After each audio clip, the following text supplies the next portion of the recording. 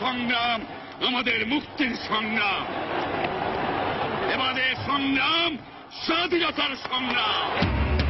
বঙ্গবন্ধুর ঐতিহাসিক ৭ই মার্চের ভাষণ পুরো জাতিকে উদ্বেলিত করেছিল আশা ও সম্ভাবনায়। মুক্তিযুদ্ধের চেতনায় বিশ্বাসী নয় বলে দিনটি পালন করে না বিএনপি, অভিযোগ আওয়ামী লীগের। ইন্দোনেশিয়ার জাকার্তায় IOR এর লিডার সামিট শুরু, যোগ দিয়েছেন প্রধানমন্ত্রী শেখ হাসিনা সহ ভারত মহাসাগরীয় অঞ্চলের ২১টি দেশের সরকার ও রাষ্ট্রপ্রধান। দলীয় ভিত্তিতে হলেও কুমিল্লা সিটি নির্বাচনে প্রতীকের পাশাপাশি নিয়ামক হতে পারে প্রার্থীর ব্যক্তিগত যোগ্যতা। শুধু মার্কা নয়, নগরবাসীর বিবেচনায় থাকবে কর্মদক্ষতাও। মুকুলের মৌ মৌ গন্ধে সুরভিত চাঁপাইনবাবগঞ্জের আম বাগানগুলো। আবহাওয়া অনুকূলে থাকলে ভালো ফলনের প্রত্যাশা বাগান মালিকদের। এবং গল টেস্টে বাংলাদেশের বিপক্ষে টস জিতে ব্যাট করছে শ্রীলঙ্কা। টাইগার একাদশে ফিরেছেন লিটন দাস, শুভাশিস ও কাটার মাস্টার মোস্তাফিজ।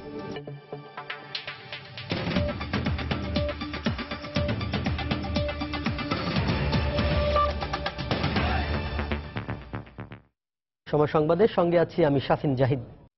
ঐতিহাসিক ৭ই মার্চ আজ।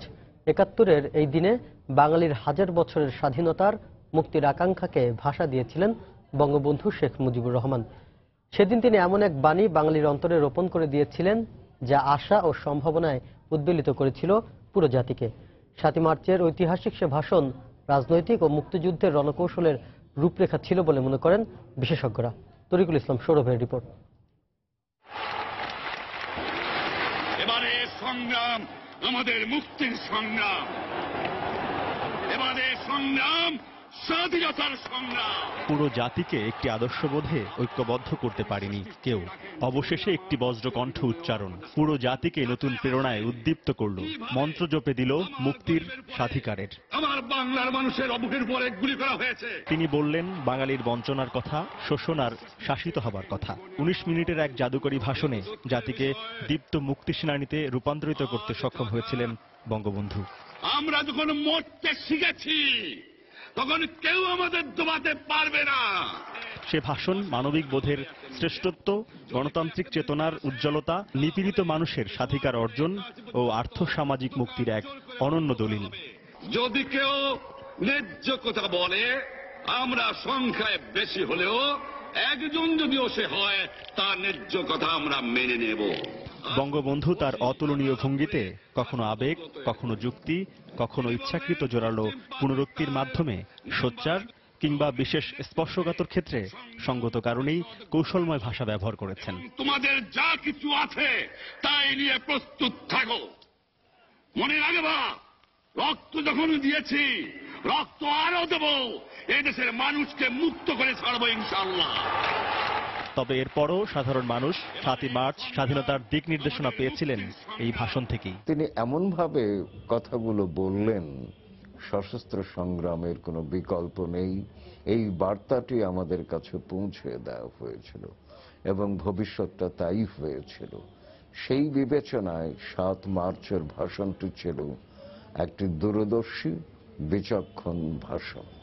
বাঙালি জাতির জন্মসূত্র ৭ই মার্চের ভাষণের মধ্যেই সূচিত হয়েছিল। তবে ভাষণ প্রজন্ম থেকে প্রজন্মে একইভাবে সকলকে অনুপ্রেরণা যোগায় বলেও মনে করেন এই ইতিহাসবিদ। ৭ কোটি মানুষকে চাপা রাখতে পারবো না। তরিকুল ইসলাম সৌরভ, সময় সংবাদ, ঢাকা। মুক্তিযুদ্ধের চেতনায় বিশ্বাসী নয় বলে ৭ই মার্চ পালন করে না বিএনপি, এমন অভিযোগ করেছেন আওয়ামী লীগের সাধারণ সম্পাদক ওবায়দুল কাদের। সকালে রাজধানীর ধানমন্ডির ৩২ নম্বরে ঐতিহাসিক ৭ মার্চ উপলক্ষে বঙ্গবন্ধুর প্রতিকৃতিতে ফুল দিয়ে শ্রদ্ধা নিবেদন শেষে এমন মন্তব্য করেন তিনি। প্রধানমন্ত্রী শেখ হাসিনা ইন্ডিয়ান ওশান রিম অ্যাসোসিয়েশনের শীর্ষ সম্মেলনে অংশ নিতে ইন্দোনেশিয়ার রাজধানী জাকার্তায় অবস্থান করায় প্রথমে তার পক্ষে সিনিয়র নেতাদের সঙ্গে নিয়ে বঙ্গবন্ধুর প্রতিকৃতিতে ফুল দিয়ে শ্রদ্ধা জানান ওবায়দুল কাদের। পরে দলের পক্ষ থেকে শ্রদ্ধা জানান তারা। শ্রদ্ধা নিবেদন শেষে সাংবাদিকদের এক প্রশ্নের জবাবে তিনি বলেন, বিএনপি ক্ষমতায় থাকলেই মুক্তিযুদ্ধের ইতিহাসকে জবরদখল করে। বিএনপি এই দিবসটি স্বীকার করে না, পালন করে না।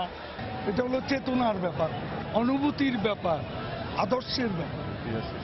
তারা তো ইতিহাস স্বীকার করে না, ক্ষমতা এলে ইতিহাস জবরদখল করে, নিজেদের মতো করে ইতিহাস তারা সৃষ্টি করতে চায়। সাম্প্রদায়িক সব অশুভ শক্তিকে পরাজিত করে স্বাধীনতাকে সুসংহত করব, এটাই আজকের আমাদের অঙ্গীকার। ইন্দোনেশিয়ার রাজধানী জাকার্তায় শুরু হয়েছে ইন্ডিয়ান ওশান রিম অ্যাসোসিয়েশন IORA লিডার্স সামিট। এতে যোগ দিয়েছেন প্রধানমন্ত্রী শেখ হাসিনা সহ ভারত মহাসাগরীয় অঞ্চলের 21টি দেশের সরকার ও রাষ্ট্রপ্রধান। স্থানীয় সময় সকাল 9টায় শুরু হয় এই শীর্ষ সম্মেলন। ভারত মহাসাগরীয় দেশগুলোর জোট IORA এর মধ্যে পারস্পরিক সহযোগিতার ক্ষেত্রে মতৈক্য, জঙ্গি ও সন্ত্রাসবাদের বিরুদ্ধে ঐক্যবদ্ধ থাকা এবং আগামীর কর্মপরিকল্পনা প্রণয়নের বিষয়ে শীর্ষ নেতাদের লিডার্স সামিটে চূড়ান্ত সিদ্ধান্ত নেওয়া হবে বলে জানা গেছে। এর আগে 3 দিনের সরকারি সফরের প্রথম দিনে গতকাল প্রধানমন্ত্রী শেখ হাসিনা জাকার্তা কনভেনশন সেন্টারে IORA সম্মেলনের লিডার্স ওয়েলকাম ডিনারে অংশ নেন।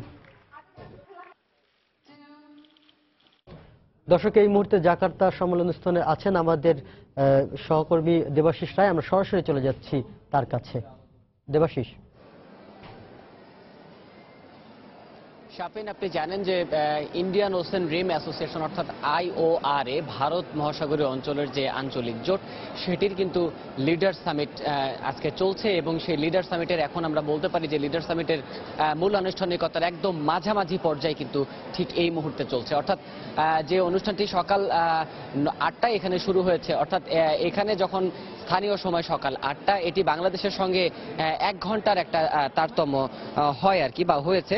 সেই অনুযায়ী কিন্তু এখানে সকাল থেকে প্রোগ্রাম অনুষ্ঠানটি শুরু হয়েছে। সামিট শুরু হওয়ার পরে সেখানে উদ্বোধনী পর্বে 21টি দেশের সরকার এবং রাষ্ট্রপ্রধানরা অংশ নিয়েছেন এবং সেই অনুষ্ঠানে কিন্তু স্বাগতিক দেশ হিসেবে অর্থাৎ এই আঞ্চলিক সংস্থার সভাপতি হিসেবে বক্তব্য রেখেছেন ইন্দোনেশিয়ার প্রেসিডেন্ট জোকো উইদোদো এবং সেই উদ্বোধনী পর্বে প্রধানমন্ত্রী শেখ হাসিনা উপস্থিত ছিলেন এবং এখানকার যে আনুষ্ঠানিকতা অর্থাৎ উদ্বোধনী পর্বের পরে যে মূল আনুষ্ঠানিকতা সেটি কিন্তু তার পরপরই শুরু হয়েছে এবং সেই আনুষ্ঠানিকতা অনুযায়ী এখানে একটি সাধারণ অধিবেশনের কথা রয়েছে। সাধারণ অধিবেশন খুব সম্ভবত এখনো আয়োজন চলছে ভেতরে এবং পাশাপাশি কিন্তু এখানে এই এবারের যে সম্মেলন বা এবারের যে সামিট সেই সামিটে কিন্তু বেশ কয়েকটি বিষয়ের উপরে এই 21টি রাষ্ট্র একটি ঐক্যমত্যে পৌঁছেছে। সেই ঐক্যমত্যের ব্যাপারে কিন্তু একটি ঘোষণাপত্র অর্থাৎ যেটাকে তারা বলছে এই সংগঠনের পক্ষ থেকে IORA কনকর্ড, এই কনকর্ডেও কিন্তু স্বাক্ষর হয়ে গেছে। কিছুক্ষণ পূর্বেই কিন্তু ঠিক নির্দিষ্ট 3টি বিষয়ের উপরে এই কনকর্ডে স্বাক্ষর করেছেন প্রধানমন্ত্রী শেখ হাসিনা এবং তার সঙ্গে আরও ছিলেন 20টি দেশের সরকার এবং রাষ্ট্রপ্রধানরাও সেটিতে স্বাক্ষর করেছেন। এই IORA কনকর্ড স্বাক্ষর হওয়ার পরেই কিন্তু অন্যান্য যে আনুষ্ঠানিকতা রয়েছে সাধারণ অধিবেশনের সেগুলোতে প্রধানমন্ত্রী শেখ হাসিনা অংশগ্রহণ করবেন, তার সঙ্গে অন্যান্য রাষ্ট্রপ্রধান এবং সরকার প্রধানরাও অংশগ্রহণ করবেন। সেখানে এই অঞ্চলের বিশেষ করে ভারত মহাসাগরীয় অঞ্চলের যে দেশগুলি রয়েছে সেই দেশগুলির অভিন্ন স্বার্থে তারা বিভিন্ন বিষয় নিয়ে বিতর্কে অংশ নেবেন বলে আমরা এতক্ষণ পর্যন্ত জানতে পেরেছি। দর্শক, ভেতরে যে গণমাধ্যমের প্রবেশাধিকার সেটি আসলে নেই বলে কিন্তু আমরা আপনাদেরকে ভেতরের পরিস্থিতি দেখাতে পারছি না, কিন্তু আমরা ভেতর থেকে তথ্য সংগ্রহের চেষ্টা করছি এবং এখানে যে গণমাধ্যম কেন্দ্র বা মিডিয়া সেন্টার করা হয়েছে এই মিডিয়া সেন্টার থেকে কিন্তু আমাদেরকে গণমাধ্যম কর্মীদের তথ্য সরবরাহ করা হচ্ছে এবং সেই তথ্যের ভিত্তিতেই আমরা আপনাদেরকে তথ্যগুলো জানাচ্ছি। দর্শক, আপনাদেরকে আরেকটু জানাতে চাই যে এই সম্মেলনের ফাঁকেই কিন্তু সাইডলাইন বৈঠকে ইন্দোনেশিয়ার প্রেসিডেন্ট জোকো উইদোদোর সঙ্গেও কিন্তু প্রধানমন্ত্রী শেখ হাসিনার বৈঠক দ্বিপক্ষীয় বৈঠক হওয়ার কথা রয়েছে এবং পাশাপাশি শ্রীলঙ্কার রাষ্ট্রপতির সঙ্গেও দ্বিপক্ষীয় বৈঠক হবার কথা রয়েছে। বৈঠক হবার কথা রয়েছে জাপানের পররাষ্ট্র প্রতিমন্ত্রী এবং আশা করছি যে এই বৈঠকগুলো সাইডলাইন বৈঠকগুলো খুব শীঘ্রই আমরা এই সাইডলাইন বৈঠকগুলোর তথ্য পেয়ে যাব এবং আজ দিন শেষে কিন্তু বিকেল নাগাদ এই সামিট শেষ হবে এবং এই সামিটের মধ্য দিয়ে কিন্তু এই অঞ্চলের যে দেশগুলি রয়েছে সেই দেশগুলো একটি নির্দিষ্ট কয়েকটি বিষয়ের উপরে তারা ঐক্যমতে পৌঁছালো এবং আগামীর উন্নয়নের জন্য তারা কাজ করবে বলেও কিন্তু এখানে সংশ্লিষ্টরা এমনটি জানিয়েছেন। তো এই ছিল এখন পর্যন্ত IORA লিডার সামিটের আমার কাছে থাকা সর্বশেষ তথ্য। শাফিন। দর্শক, সহকর্মী দেবাশিস রায় জানাচ্ছিলেন ইন্দোনেশিয়ার রাজধানী জাকার্তা থেকে IORA লিডার সামিটের সবশেষ খবরাখবর। চলে যাচ্ছি পরের সংবাদে। দলীয় ভিত্তিতে হলেও কুমিল্লা সিটি নির্বাচনে প্রতীকের পাশাপাশি নিয়ামক হতে পারে প্রার্থীর ব্যক্তিগত যোগ্যতা। সুশীল সমাজের প্রতিনিধিরা বলছেন, ভোটের মাঠে 4 জন মেয়র প্রার্থী থাকলেও দৌড়ে এগিয়ে থাকবেন নৌকা আর ধানের শীষ।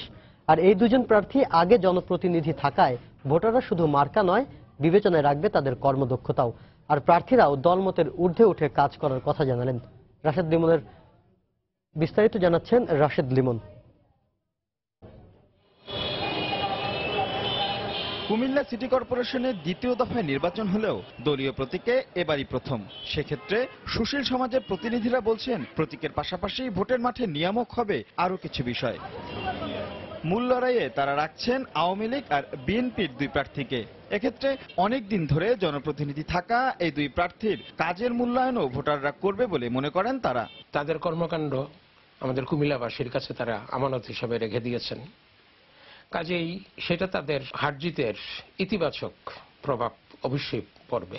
প্রতীক নিয়ে নামার কারণে দলের প্রভাব থাকবে, কার প্রতিপত্তি কতটুকু ছিল বিগত দিনে সেটাই শুধু যাচাই হবে না, কে কতটুকু কাজ করতে পেরেছিল, কে কতটুকু রাজনৈতিক মতাদর্শগতভাবে মানুষের কাছে খুব বেশি গ্রহণযোগ্য ছিল, এগুলো সবকিছু আমার মনে হয় আসবে।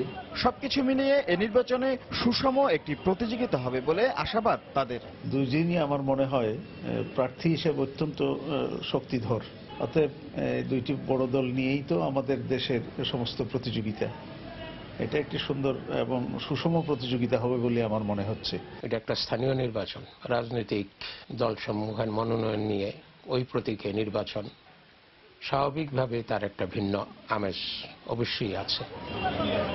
দলীয় মনোনয়ন নিয়ে লড়লেও এ দুই প্রার্থী বলছেন কাজের ক্ষেত্রে তার প্রভাব পড়বে না। আমি মনে করি এটা দোনোটাই আমার জন্য কাজ করবে। প্রতীকটার তো আলাদা আলাদা, প্রতীকের আলাদা একটা গুরুত্ব থাকবে এবং ব্যক্তি হিসাবে কুমিল্লার মানুষ আমাকে যারা চিনে ওটার আলাদা মূল্যায়ন করবে। দোনোটাই আমার জন্য সমন্বয়ে আমাকে ওরা নৌকা প্রতীকে ভোট দিবে।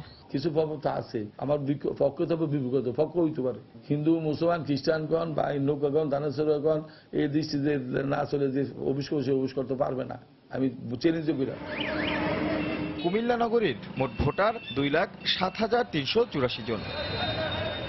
এবারই প্রথম দলীয় প্রতীকে হতে যাচ্ছে কুমিল্লা সিটি কর্পোরেশন নির্বাচন। সেক্ষেত্রে জাতীয় রাজনীতির একটি বড় প্রভাব পড়বে এবারের নির্বাচনে। আর তাই আসছে 30 মার্চের এই নির্বাচনে নৌকা ধানের শীষের এক জমজমাট লড়াই দেখার অপেক্ষায় কুমিল্লাবাসী। রাশেদ লিমন, সময় সংবাদ, কুমিল্লা। সময় সংবাদে আরো থাকছে, সিলেটে কলেজ ছাত্রী খাদিজা হত্যা চেষ্টা মামলার রায় কাল। আসামি বদরুলের মৃত্যুদণ্ড দাবি খাদিজা এবং তার স্বজনদের। দেশে প্রতি 30,000 ক্যান্সার আক্রান্ত রোগীর জন্য আছে একটি মাত্র আসন। 16 লাখ ক্যান্সার আক্রান্ত মানুষের বিপরীতে বিশেষজ্ঞ চিকিৎসকের সংখ্যা 150 কম, আর বিশেষায়িত ক্যান্সার হাসপাতাল আছে মাত্র একটি। কিন্তু দেশে প্রতি বছর 1,20,000 মানুষ যখন ক্যান্সারে আক্রান্ত হচ্ছেন এবং বিশ্ব স্বাস্থ্য সংস্থা যখন বলছে 2030 সালে ক্যান্সারে আক্রান্ত রোগীর মৃত্যুর হার হবে 13%, তখনও কোনো সুখবর দিতে পারছে না দেশের স্বাস্থ্য বিভাগ। সেলিয়া সুলতানার রিপোর্ট। জাতীয় ক্যান্সার হাসপাতালে যে কোনো অপারেশনের জন্য অপেক্ষা করতে হয় অন্তত 1 মাস। রেডিওথেরাপি বা কেমোথেরাপির জন্য 2 সপ্তাহের আগে শিডিউল মেলা দেয়। স্থানীয় পর্যায়ে সেবা না পেয়ে এবং দীর্ঘমেয়াদী চিকিৎসা হওয়ায় প্রত্যন্ত অঞ্চল থেকে আসা রোগীদের 1টি বা 2টি কেমোথেরাপির জন্য মাসের বেশিরভাগ সময়ই অবস্থান করতে হয় হাসপাতালে। ক্যান্সার হাসপাতালে আসছে আমরা নোয়াখালী থেকে 20 তারিখে আসছি, আজকে হলো 14 তারিখ, এখনো কোনো ডিসিশন পাইতেছি না। বসন্ত থেকে আসার পরে কালকে আমি 300 টাকা দিয়া এখানে বাইরে রয়েছি থাইকে আবার আজকে সকালে আমার রুগী দেখাইলাম। আবার পরশু দিনও আসতে হবে রুগী নিয়ে। আমি এত দূর থেকে আমি কেমনি কি করি কেমন নাই। বাচ্চার ক্যান্সারের জন্য জাতীয় ক্যান্সার হাসপাতালে আপনি ট্রিটমেন্ট কেমন দেওয়ার জন্য আসছে। আপনি কালকে কতদিন? এই তো আপনি 10 থেকে 11 দিন। ক্যান্সারের শেষ স্টেজে যারা হাসপাতালে আসেন তাদের জন্য প্রয়োজন অন্তত 1000 বেড, কিন্তু আছে মাত্র 300টি। ভর্তি দিছে নিয়ে কাগজ জমা দিছি, কাগজ ফেরত দিয়ে দিছে, সিট নাই। টিউমার অপারেশন এটা ফুটো হয়ে গেছে, করে যাচ্ছে নিজে যাচ্ছে যে ডাক্তারের কাছে কি ভর্তি না পাইলে আমাদের কাছে করার কিছুই নাই। পরীক্ষা নিরীক্ষা সবই কিছু করেছি, করার পরে কিন্তু আমার ভর্তি নিচ্ছে না। 10-12 দিন থেকে এই ঘোরাচ্ছে। ক্যান্সার ইনস্টিটিউটে এখন একটা অপারেশনের জন্য প্রায় 1 মাস মোটামুটি লাগে একটা অপারেশনের ডেট, এবং এটা কিন্তু কোনো কারো ইচ্ছা করে কেউ করতেছে না, বাধ্য হয়ে রোগীর এত চাপ যে এটা করতে হচ্ছে, যে এরকম সিরিয়ালটা। দেশে প্রতি বছর অন্তত 2.5 লাখ নতুন করে ক্যান্সারে আক্রান্ত রোগী শনাক্ত করা হয়। সাউথ এশিয়ান জার্নাল অফ ক্যান্সারে প্রকাশিত গবেষণা প্রতিবেদনে বলা হয়, প্রতি 2 লাখ ক্যান্সারে আক্রান্ত রোগীর জন্য প্রয়োজন অন্তত 2টি রেডিওথেরাপি সেন্টার। সেই হিসেবে বাংলাদেশের 16 লাখ ক্যান্সারে আক্রান্ত রোগীর জন্য প্রয়োজন 160টি রেডিওথেরাপি সেন্টার, কিন্তু আছে মাত্র 17টি। এখানে সকাল 7:30 থেকে রাত 10টা পর্যন্ত প্রতিদিনই প্রায় 500 রোগী শুধু রেডিওথেরাপি চিকিৎসা পায়। যে শুরু করে তারটা মিনিমাম 6 সপ্তাহ সময় লাগে। পৃথিবীর অন্য কোনো সেন্টার এত বিজি আছে কিনা আমার জানা নাই। এই মুহূর্তে যদি আমরা ডিসেন্ট্রালাইজেশন করি, অন্তত 20টা সেন্টারকে যদি আমরা এখন তৈরি করে দিতে পারি, তাহলে মানুষের কষ্ট লাঘব হবে। আমাদেরকে নির্দেশনা দিলেন আমরা কালকেই অথবা 1 মাস 2 মাসের মধ্যে আমরা যন্ত্রপাতিগুলি কিনে ফেললাম, কিন্তু ম্যান পাওয়ার কোথায়? এখন ক্যান্সার স্পেশালিস্ট তৈরি হচ্ছে, সেই পরিমাণ যদি তৈরি হয় তাহলে আরো মিনিমাম 10 বছর 10 ইয়ার্স লাগবে আমাদের। বিশেষায়িত হাসপাতাল হিসেবে এখানে প্রয়োজন 24 ঘন্টা চালু একটি ব্লাড সেন্টার, প্রয়োজন পরীক্ষা নিরীক্ষা চালিয়ে যাওয়ার মতো সার্বিক সুযোগ সুবিধাও। কিন্তু একজন মাত্র লোক থাকায় ব্লাড ব্যাংকে একবেলা খোলা রাখা সম্ভব হয়, বাকি দুবেলাই বন্ধ থাকে। বেশিরভাগ সময় রক্ত ও অন্যান্য পরীক্ষা নিরীক্ষার জন্য ভর্তি রোগীকে যেতে হয় অন্য কোনো হাসপাতালে। সিলিয়া সুলতানা, সময় সংবাদ, ঢাকা। সিলেটে কলেজ ছাত্রী নার্গিস আক্তার খাদিজা হত্যা চেষ্টা মামলার রায় আগামীকাল। মামলার সাক্ষ্য প্রমাণ এবং একমাত্র আসামি বদরুলের স্বীকারোক্তি অনুযায়ী রায়ে বদরুলের সর্বোচ্চ শাস্তি যাবজ্জীবন কারাদণ্ড হবে বলে আশা প্রকাশ করছেন রাষ্ট্রপক্ষের আইনজীবীরা। খাদিজা এবং তার নিকটাত্মীয়দের দাবি বদরুলের মৃত্যুদণ্ড। বিস্তারিত জানাচ্ছেন ইকরামুল কবির, ছবি তুলেছেন Naushad Ahmed Chowdhury. 3 October Sylhet MC college ক্যাম্পাসে শাহজালাল বিশ্ববিদ্যালয়ের শিক্ষার্থী বদরুল আলম ধারালো চাপাতি দিয়ে খাদিজাকে কুপিয়ে মারাত্মকভাবে আহত করে। সংকটাপন্ন অবস্থায় তাকে পাঠানো হয় ঢাকায়। তখন চিকিৎসকরা বলেছিলেন খাদিজার বেঁচে থাকার সম্ভাবনা 5 ভাগ। ঢাকার চিকিৎসা শেষে 24 ফেব্রুয়ারি খাদিজা নিজের বাড়ি সিলেট সদর উপজেলার আউশা গ্রামে ফিরে আসেন। এরপর 26 ফেব্রুয়ারি বদরুলের বিরুদ্ধে দায়ের করা মামলায় সাক্ষী দেন তিনি। খাদিজা ও তার স্বজনদের দাবি বদরুলের সর্বোচ্চ শাস্তি ফাঁসি। যে ব্যক্তি আমার এই অবস্থা করেছে, আমাকে অক্ষত অবস্থা করেছে, আমি শারীরিকভাবে এখনো সুস্থ হয়নি, সেই ব্যক্তির আমি তার সর্বোচ্চ বিচার, তার ফাঁসি চাই। তার ফাঁসি হলে এ দেশের মানুষ শান্তিতে বসবাস করতে পারবে, এ দেশের মহিলারা শান্তিতে বসবাস করতে, লেখাপড়া করতে পারবে বা চলাফেরা করতে পারবে, আর না হয় তার মতন বদরুল আরো সৃষ্টি হবে। তবে সবাই যখন বদরুলের সর্বোচ্চ শাস্তি দাবি করছেন, তখন বদরুলের হুমকিতে কাতর খাদিজার ভাই। আদালত চত্বর থেকে বের হওয়ার সময় বদরুল আমাকে হুমকি দিছে যে সে যদি আবার বের হতে পারে তাহলে আমাদের বোনকে আবার সে খুন করবে। মামলার 34 জন সাক্ষীর সাক্ষ্য সহ সব প্রমাণাদিতে বদরুলের সর্বোচ্চ শাস্তি হওয়ার ব্যাপারে আশাবাদী জেলার সরকারি কৌশলী।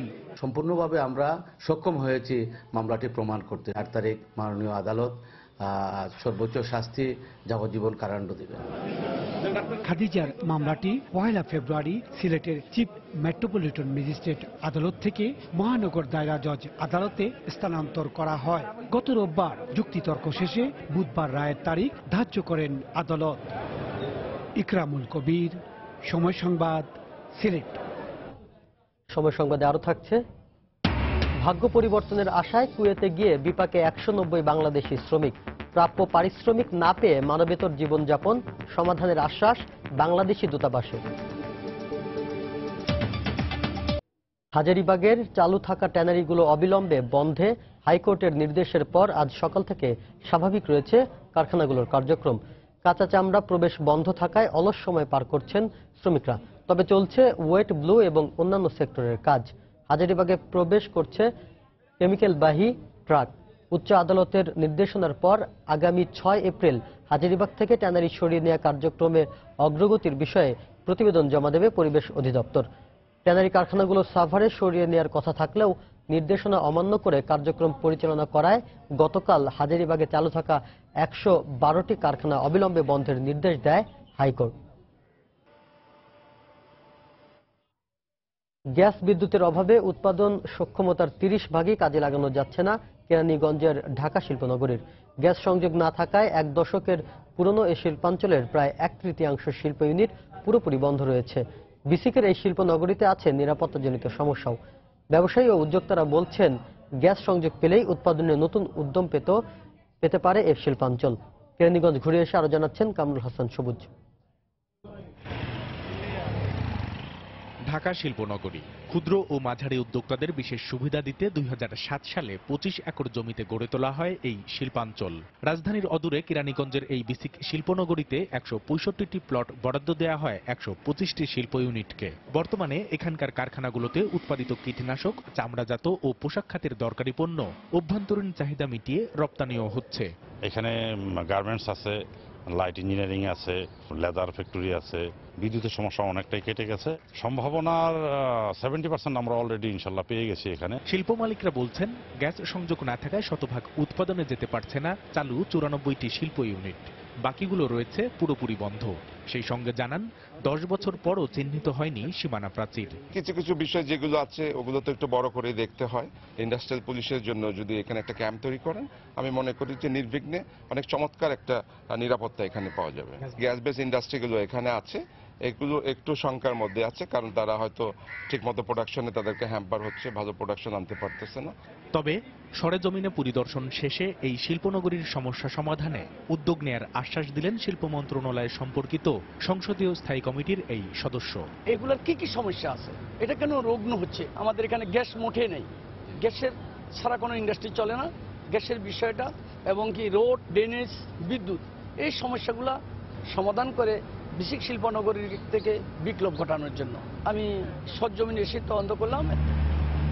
ব্যবসায়ীরা বলছেন, জ্বালানির সুবিধা বাড়াতে উদ্যোক্তাদের দাবি এবং কর্তৃপক্ষের আশ্বাস, এই দুইয়ের বাস্তবায়ন দ্রুত করা হলেই কেবল দেশের সার্বিক শিল্পোন্নয়নে এই শিল্পনগরীর উৎপাদন সক্ষমতার সবটুকু ব্যবহার নিশ্চিত করা সম্ভব হবে।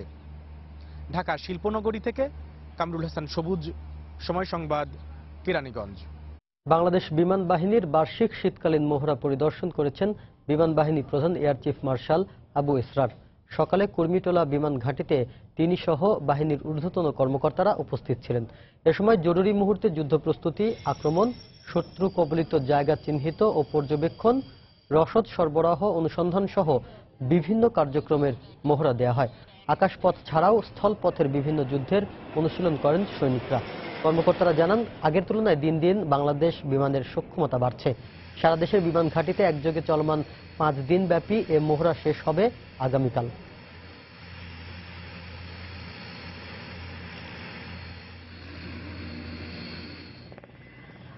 মুকুলের মৌ মৌ গন্ধে সুরভিত হয়ে উঠেছে আমের রাজধানী চাঁপাইনবাবগঞ্জের বাগানগুলো। ফাগুনের সোনালী অলংকারে প্রকৃতি নিজেকে সাজিয়ে তুলেছে নতুন রূপে। কিছুদিন পরই গাছে গাছে ঝুলতে দেখা যাবে ল্যাংড়া, খিরসা, গোপালভোগ, রানীভোগ, মোহনভোগ, আশ্বিনা ও ফজলি সহ নানা জাতের সুমিষ্ট আম। আবহাওয়া অনুকূলে থাকলে বাম্পার ফলন হবে, এমনটাই আশা করছে বাগান মালিক ও ব্যবসায়ীরা। চাঁপাইনবাবগঞ্জ প্রতিনিধি মোহাম্মদ আল মাহবুবের রিপোর্ট। যেদিকে চোখ যায় সারি সারি আম গাছে শুধু মুকুল আর মুকুল। চাঁপাইনবাবগঞ্জ সদর, শিবগঞ্জ ও গমস্তাপুর সহ জেলার 5 উপজেলার প্রায় প্রতিটি বাগান যেন আলোকিত উজ্জ্বল সোনালী আলোয়। ছোট বড় অধিকাংশ গাছই মুকুলে মুকুলে ছেয়ে গেছে। প্রথম দিকে মুকুল কিছুটা কম আসলেও পরে 2 দফায় বেশ ভালো মুকুল ফুটেছে বলে জানান বাগান মালিকরা। আর আবহাওয়া ভালো থাকলে ফলনও বেশ ভালো হবে এমন আশা তাদের। আমার 50,000 গাছ আছে, মিনিমাম 130 মণ মতন আম আমি পাবো এর আশা করছি। আবহাওয়া অনুকূলে থাকলে ইনশাআল্লাহ এবছর আমরা ভালো ফল পাবো। চারিদিকে এত মুকুলের ছড়াছড়িতে বেশ খুশি জেলার আম চাষিরা। আর ভালো ফলনের আশায় বাগান পরিচর্যায় কোনো ক্লান্তি নেই কৃষকের। আমরা এখন গাছে পানি দিচ্ছি এই উদ্দেশ্য যে ছোট মুকুলটা জেনে বড় হয়, জেনে মুকুলটা না শুকিয়ে যায়। পানি দিচ্ছি, বীজ দিচ্ছি, আপনার সেবা যত্ন করছি। পরাগায়নের সময় হওয়ায় গুটি আসার আগ পর্যন্ত যে কোনো ধরনের স্প্রে করা থেকে বিরত থাকার পরামর্শ বিশেষজ্ঞদের। স্প্রে তখনই করবেন যখন ফুল ফোটা সম্পূর্ণ শেষ হয়ে যাবে এবং গুটি চলে আসবে, মটর দানার মতো হবে, তখন আপনি গাছে একটা কীটনাশক এবং ছত্রাকনাশক একত্রে নির্দিষ্ট মাত্রায় মিশিয়ে স্প্রে করবেন। কৃষি বিভাগের তথ্য অনুযায়ী এবছর মুকুলের পরিমাণ 90 ভাগ ছাড়িয়ে গেছে। জেলায় এবার আম বাগানের পরিমাণ 1700 হেক্টর বেড়ে 26,000 হেক্টরে দাঁড়িয়েছে। গত বছর জেলায় আম উৎপাদন হয়েছিল 2,40,000 মেট্রিক টন। মোহাম্মদ আল মাহবুব, সময় সংবাদ, চাঁপাইনবাবগঞ্জ। ঝিনাইদহে নানা কর্মসূচির মধ্য দিয়ে পালন করা হচ্ছে ঐতিহাসিক 7 মার্চ। সকালে আওয়ামী লীগের দলীয় কার্যালয়ে পতাকা উত্তোলনের মধ্য দিয়ে কর্মসূচি শুরু হয়। পরে দলীয় কার্যালয়ের সামনে থেকে একটি র্যালি বের করা হয়। র্যালিটি শহরের গুরুত্বপূর্ণ সড়ক ঘুরে মুজিব চত্বরে গিয়ে শেষ হয়। এ সময় বঙ্গবন্ধুর প্রতিকৃতিতে ফুল দিয়ে শ্রদ্ধা জানান আওয়ামী লীগ ও দলের সহযোগী সংগঠনের নেতাকর্মীরা।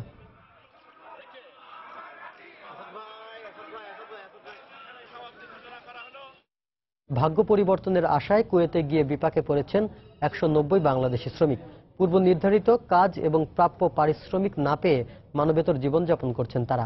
ভুক্তভোগীরা জানান, কোম্পানির অবজ্ঞা অবহেলা এখন হুমকি ধমকি সহ শারীরিক নির্যাতনে রূপ নিয়েছে। নিরুপায় হয়ে বাংলাদেশের কুয়েত দূতাবাসের সামনে অবস্থান নিয়ে দূতাবাসের শ্রম কাউন্সিলের সচিব আব্দুল লতিফ খানের কাছে লিখিত অভিযোগ জমা দিয়েছেন প্রতারিত শ্রমিকরা। এদিকে দূতাবাসের শ্রম কাউন্সিলের সচিব শ্রমিকদের সমস্যা গুরুত্বের সঙ্গে বিবেচনা করে সমাধানের আশ্বাস দিয়েছেন। শ্রমিকদের সমস্যা গুরুত্বের সঙ্গে বিবেচনা করে সাময়িক সমাধানের কথা জানিয়েছেন দূতাবাসের শ্রম কাউন্সিলের সচিব।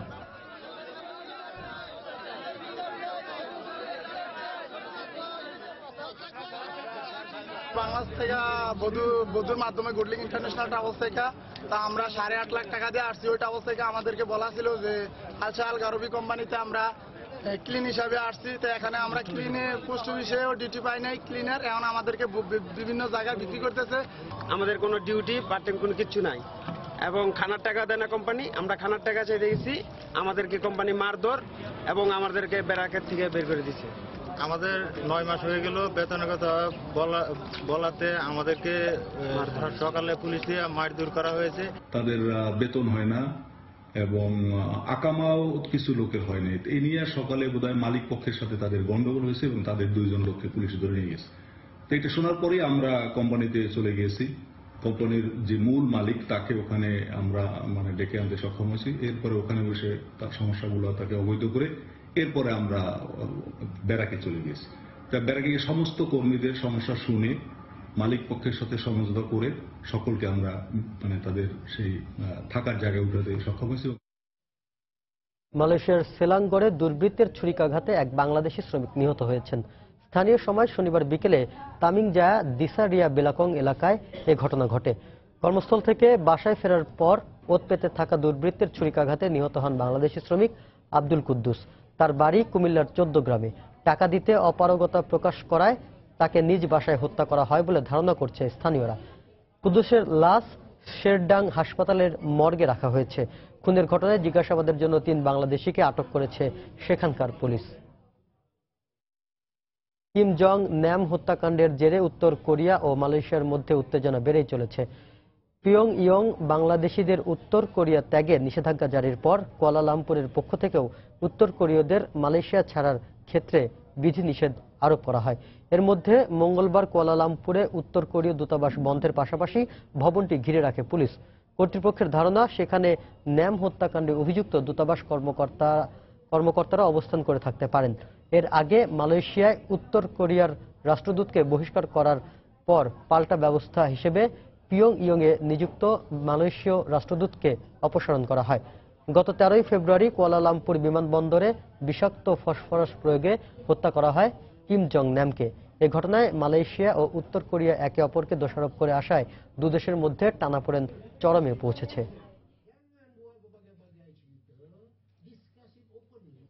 বাংলাদেশ শ্রীলঙ্কা টেস্ট সিরিজের খবর।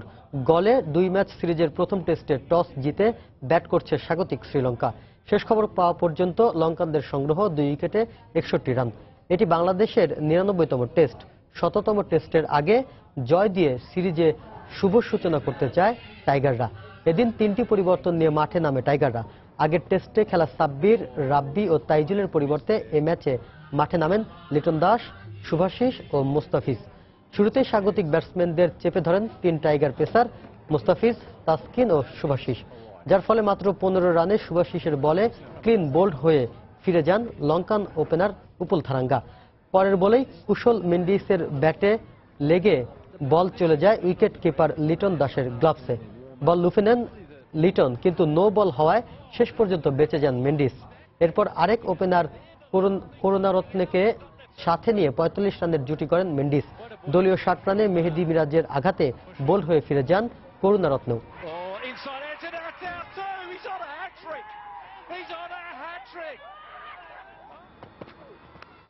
এ পর্যায়ে শীর্ষ সংবাদগুলো জানিয়ে দিচ্ছি আরেকবার। এবারে সংগ্রাম আমাদের মুক্তির সংগ্রাম, এবারে সংগ্রাম স্বাধীনতার সংগ্রাম। বঙ্গবন্ধুর ঐতিহাসিক ৭ই মার্চের ভাষণ পুরো জাতিকে উদ্বেলিত করেছিল আশা ও সম্ভাবনায়। মুক্তিযুদ্ধের চেতনায় বিশ্বাসী নয় বলেই দিনটি পালন করে না বিএনপি, অভিযোগ আওয়ামী লীগের। ইন্দোনেশিয়ার জাকার্তায় IOR এর লিডার সামিট শুরু, যোগ দিয়েছেন প্রধানমন্ত্রী শেখ হাসিনা সহ ভারত মহাসাগরীয় অঞ্চলের 21টি দেশের সরকার ও রাষ্ট্রপ্রধান। দলীয় ভিত্তিতে হলেও কুমিল্লা সিটি নির্বাচনে প্রতীকের পাশাপাশি নিয়ামক হতে পারে প্রার্থীর ব্যক্তিগত যোগ্যতা।